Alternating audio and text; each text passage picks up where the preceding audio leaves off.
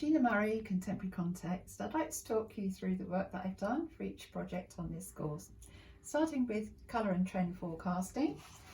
For each trend I would use source images from Guardian News Pictures of the Day and extract a colour palette.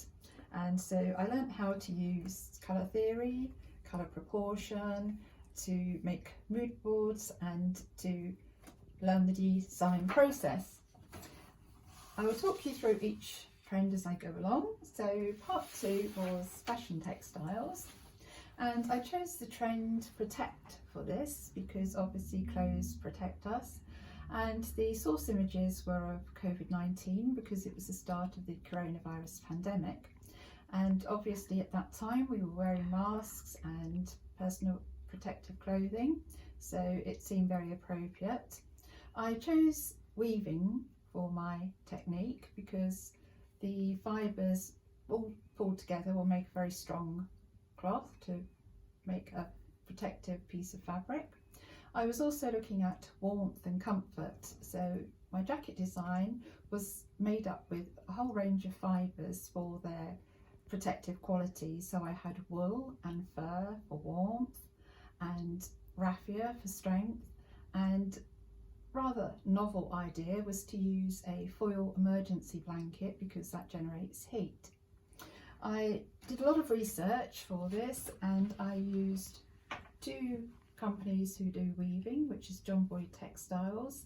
They use horsehair, which is again a very strong fabric, and Linton Tweeds, who use a whole range of fancy yarns, which is what I wanted to do within my own fabric. And as you can see, these are Linton Tweed samples with my own samples, and they are very similar. Now both companies have been protecting people with their cloth for over 100 years, and they're still very contemporary today, even though they're using their traditional methods. The next part of the course was textiles for interiors.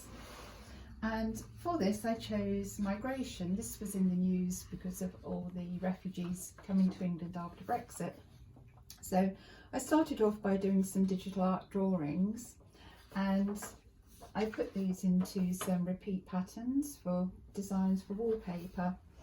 But I was a bit unsure as to the appropriateness of this for interior textiles. So I did some more research, and I came across 2 designers, Timorous Beasties and Sheila Bridges. Timorous Beasties do a Glasgow toile, and Sheila Bridges New York Harlem toile, and they're very contemporary pictures within a traditional toile. So I thought that this would work for my designs, and so I put them in a similar toile pattern. But I was still rather uncomfortable about this, and further research I came across a book, an exhibition called The Walls Are Talking, and one of the art wallpapers in here was by Francesco Ceretti, and he had used Afghan refugees, but to soften the image he had put the people on bicycles carrying balloons as a sort of reference to leaving with their possessions. I still felt this wasn't really the direction I wanted to go in. I wanted it to be more artistic than political. So mind mapping, I thought about migration of birds, and I used a rather unusual technique. This is monoprinting using leather, and because it's so absorbent you can get some really strong images and really strong ghost images as well.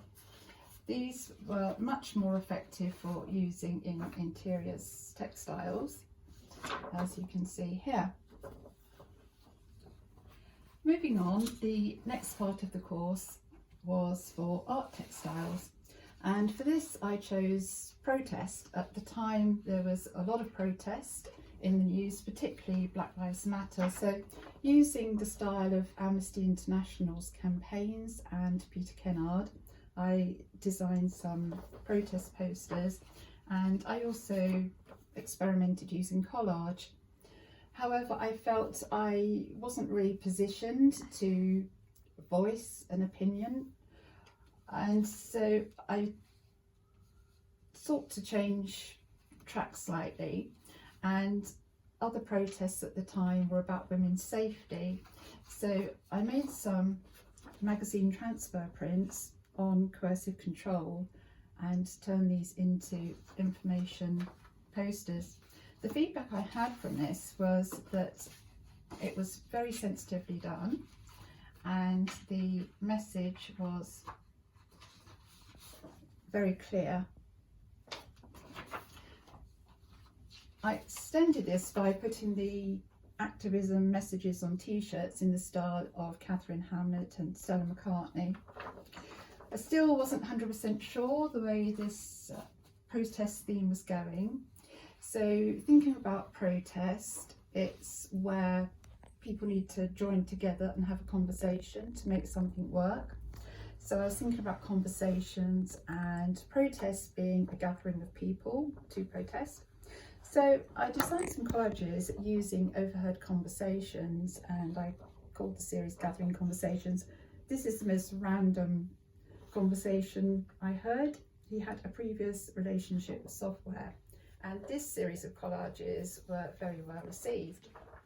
Because I enjoyed doing those collages so much, when it came to doing an independent project for part 5 of the course, I chose the trend book Evocative, and thinking about evoking things made me think more about memories. And so I was looking at some old family photos, black and white, and thinking, how can I extract a colour palette from that? So I had a bit of a novel idea to conduct a survey and ask people what colours they associated with memories. And so I came up with this series of collages, the colour of memory.